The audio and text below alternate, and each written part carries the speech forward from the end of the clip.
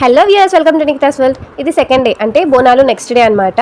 Morning ఇలా టెంపుల్కి వెళ్ళిపోయి మంచిగా పూజ చేసుకొని అక్కడ ఒక మేకని కట్ చేసి తీసుకొచ్చేసినాం. అండ్ ఇదేమో సెకండ్ మేక్ అనమాట. అది మా పెద్దవాళ్ళు, అంటే మా తాతయ్య వాళ్ళ అమ్మ నాన్న వాళ్ళ కోసం కట్ చేసింది. అది మస్తు సతాయించింది, అయినా అక్కడికి కర్రీ అయిపోయింది అనుకోండి. అండ్ ఇక్కడ మా చెల్లె చూడండి, మార్నింగ్ నుంచి పాపం రెస్ట్ లేకుండా బాసాలు తోముతూనే ఉంది.